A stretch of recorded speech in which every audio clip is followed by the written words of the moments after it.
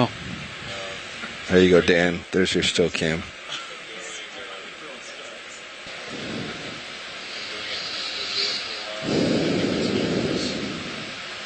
Copy, Rich. Thanks. So we're just getting a few with still cam here for a second video, and then I think we can leave them be. Oh. Oh. That's awesome. Oh my goodness. Just grabbed a whole brittle star. He's not wasting any time with this one. Let's go video. Can you get to the front? No, I can't. That's uphill. Fortunately, this is our best view. I just want to see now if we'll it see which takes part the he arm likes off. the best.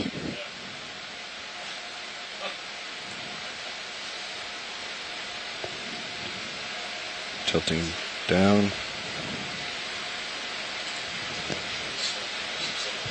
Okay, ripping off the legs.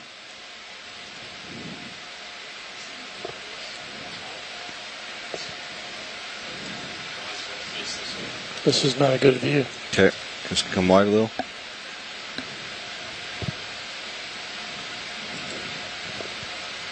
Full wide. So we're trying to get a better view and angle on this lithoted crab to see how he's consuming this brittle star. Go back in. Tilt. That's all I got.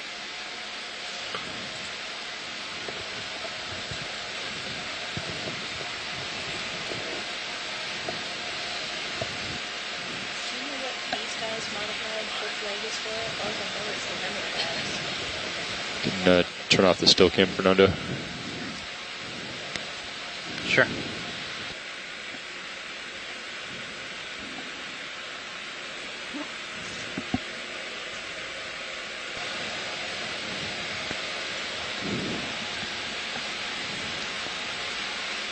Just like rapidly consuming Pilot, can you the take brittle camera, star please? arms. Sure. Tilt up just a little bit, nice and gently. Okay, tilting up slowly. Hasn't gone for the central disc yet. It's all you, video. But let me know what you want, video. Yeah, that's good. Copy.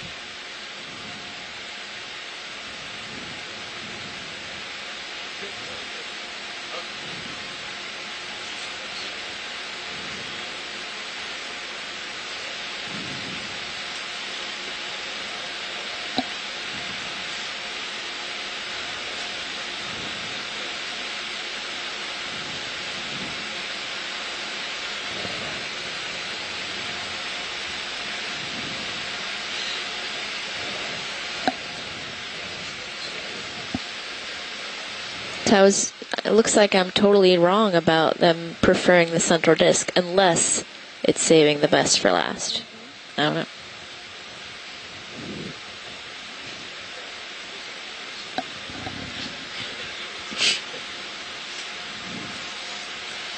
Levi, if you want to reach over and hit joystick, you can take over. Or joy lock.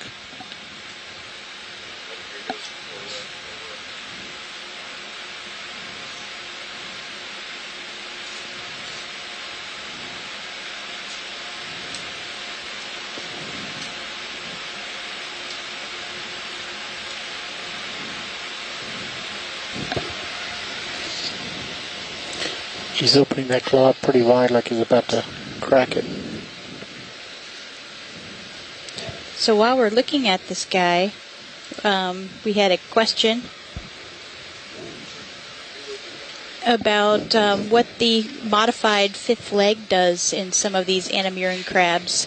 And of course in hermit crabs we know that that's what they use to hold their shell on.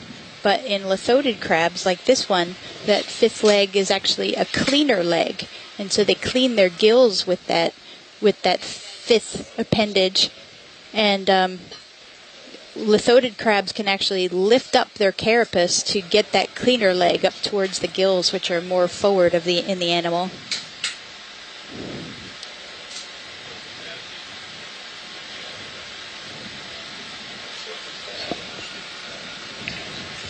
That's really amazing. No, this guy has just been munching for a long time. Yeah.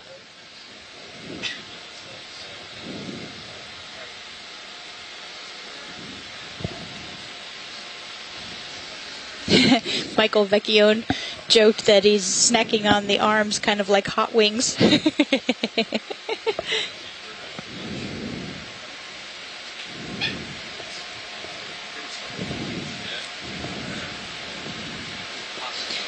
Yeah, Bob Carney has noted that the silt sediment on the carapace of this crab might mean that he has just been in a burrow. Yeah, so one of those large burrows we were seeing a few meters back might be. Let's see if he eats the central disc. I know.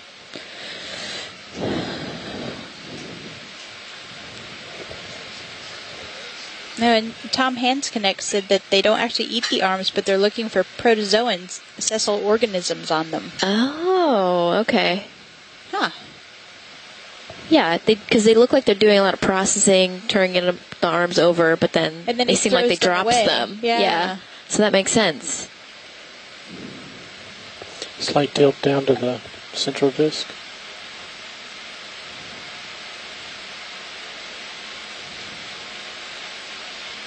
This poor brittle star is having a very bad day.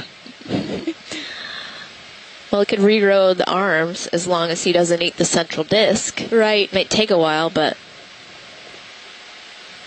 And it's interesting that we didn't really see many of these guys without all of their arms. So... I wonder if that bare part that we just went over that didn't have any bristle... That's his home range. Stars he's cleaned them all out, maybe. Maybe. So he crushed it. Oh, there we go. This might not be a good day for this brittle star. Yeah, no, I think you're right. The ultimate demise of this particular brittle star.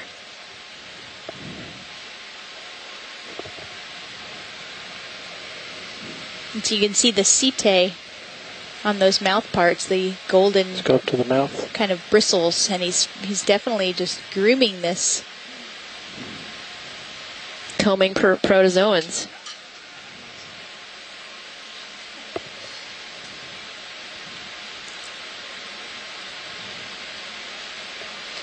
Yeah, this is an amazing opportunity to use this great zoom on this camera to actually see predation happening in the deep sea. You know, down here at over 1,500 meters. We just don't, and we have such short bottom time in places like this. It's amazing to be able to watch feeding behavior and predation. It's a rare opportunity.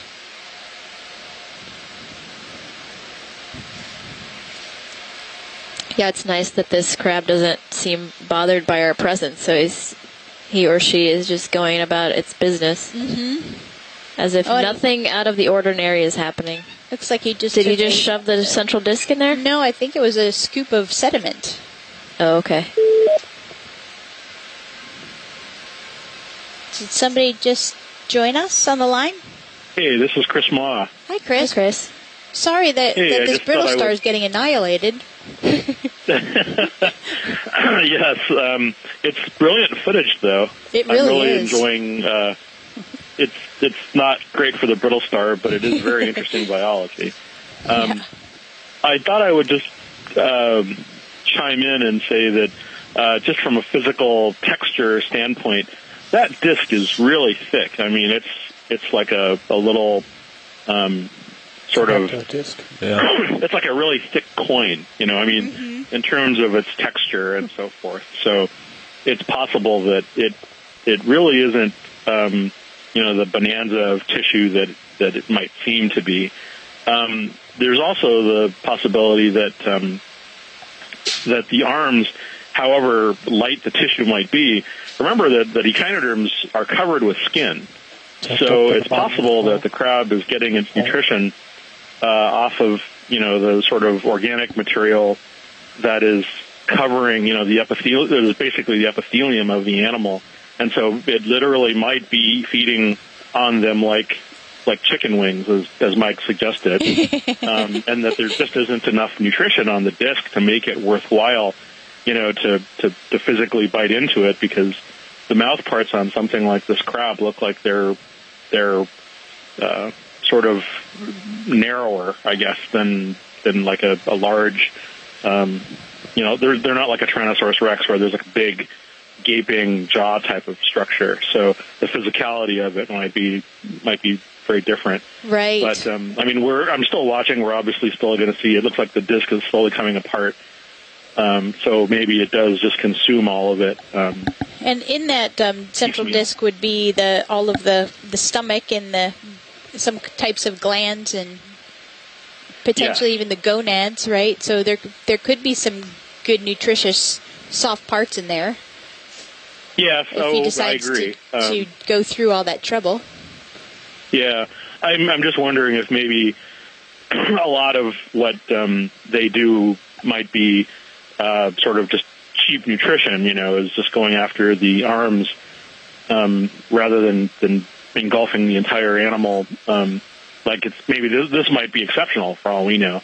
Mm-hmm. That said, it could be typical. It's hard to say, but yeah, I don't know if you saw, Chris, before we found the crab, the brittle starfish were absent from the seafloor, and then we came upon the crab. Do you think that that has been like his food source, and he's basically decimated those in his area? It would be hard to say because, typically predators don't always wipe out everything that they eat. Wow. And are you watching this with the disc? What? He now just picked up the disc. You probably will see it in a few seconds because of the delay. Okay. But he's shoving the whole disc in between his mouth parts now. Oh, wow. Okay, so that idea that I had earlier, maybe not so much. Well, I don't know. We still don't know what he's going to do with it, but he definitely has a good hold of it. I could certainly see that the crab might be following where the large aggregations of those brittle stars were showing up. I don't know if they would necessarily have just like wiped out everything there and moved on.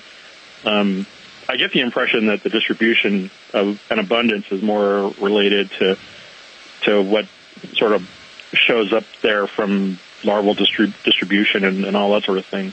The other thing is that there's more than one critter that feeds on those brittle stars because there are gut content analyses of some of the Solaster species where they found brittle star pieces in the gut, and it's always people are always cautious about attributing things like that to predation, because of course they could just be detritivores and have been feeding on the sediment or whatnot. But sun stars, those Solaster species, could also be feeding on brittle stars. Then the arms are probably they seem more opportunistically like a food source than the disc. So maybe that's why you see such high rates of sublethal predation in these. But this is definitely a novel observation. I'm sure people will be relishing the video for for quite a while. The number of appendages that are being used for this process, and they all have their own functions. It's really fascinating. I've never seen this on any crab this up close and personal, even shallow water crabs. It's like he's brushing off the area. Chris, have you ever known crabs to be predators like this of the brittle stars? Not brittle stars so much, but I know that crabs will feed on the papula on sea stars. And they'll basically descend on them and pluck off their arms or pluck off all of the soft tissue and just, sit there and just pick, essentially small tasty bits off of them for a while. He's got some of the insides, I think. I think he's broken away the outer portion of the shells. Yeah, it does look like he's eating parts of the inside now. Oh, he lost it. He's spitting it out. Maybe he just spits out the calcareous part. Or not calcareous. Wow. Well, I don't think anybody has ever observed a deep sea brittle star being fed upon at this level. I'd be surprised. It's amazing. It's quite a complex process he has going on there. My gosh. Wow, that's quite a strong animal. When you consider how how tough that disc is. That's quite a strong set of jaw pieces. It's very leathery. Upper isn't it? two orange parts are just piercing into the shell material. He definitely takes out some parts that he wants and then spits others back out. Is he intentionally breaking it and then? I think so, with It's those pulling out the orange inside? pincers at the top. Wow.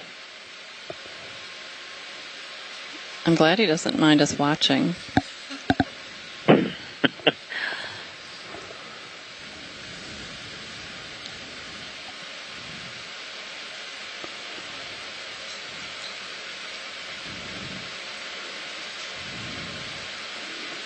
I can hardly wait to hear the music that our amazing video team puts to this little clip.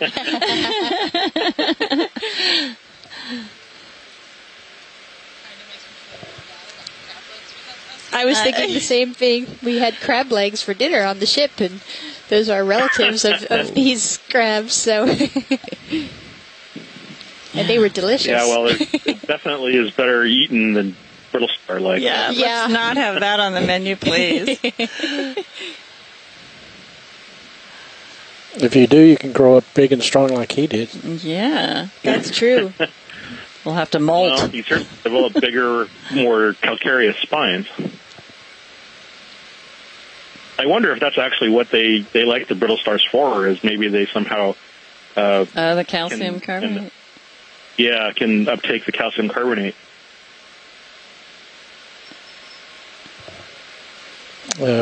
From my perspective, sitting here, it seems like he's sort of getting at the interior soft. You see it falling away from that leg and then throwing away the outer exterior. Yeah, it does look like he's very, very picky about what he's taking. And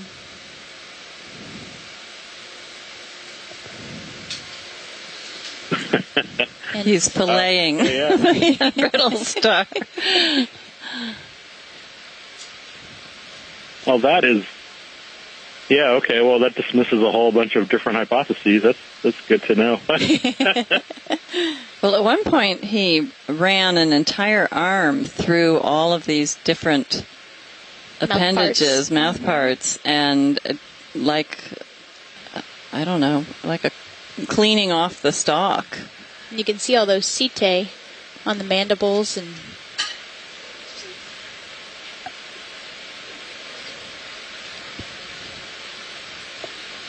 And you can also see those kind of holes underneath his eyes. And Tom Hansknecht reminded us that those are gill bailers. So that's moving water through the gills.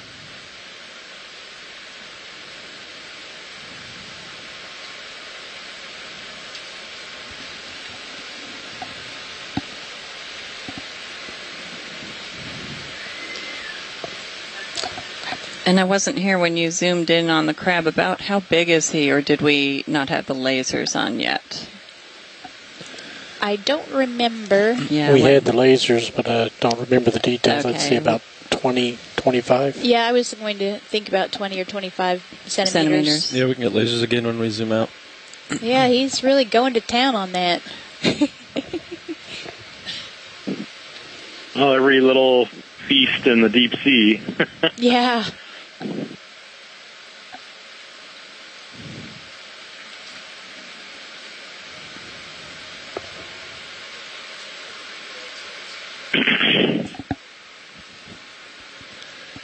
Yeah, I'm not sure if this one's going to be able to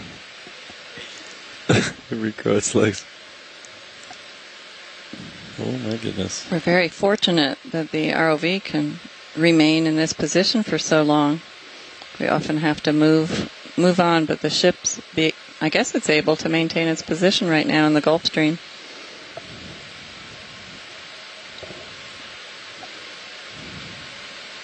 Tom Hansknecht said that gill bailer, the scientific name is the scathognyte.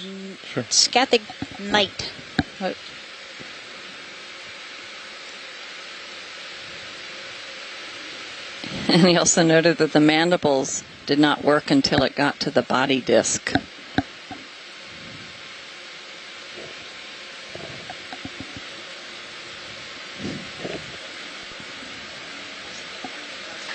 Yeah, the big ones. All right, watch. Did you want to continue watching this, or did you want to move those on? mandibles to pierce and crush the body plate. Well, again, I emphasize to the people listening, those discs are really tough. I mean, they're they have the consistency of a light stone. So this thing its mandibles and its mouth parts are doing a pretty amazing job. All right, video, I want to zoom out, and then I'll try to get lasers on it. Wow, it's like a bunch of different pieces now. I mean, it's really just tearing that thing up. Huh. Yeah, so there is our 10 centimeter measuring tool. No, this is a pretty big crab. Say 40, at least, more than that, maybe 50 centimeters across if you count from the long legs on either side. But the region we were looking at is more like 10 centimeters across. Keep moving here.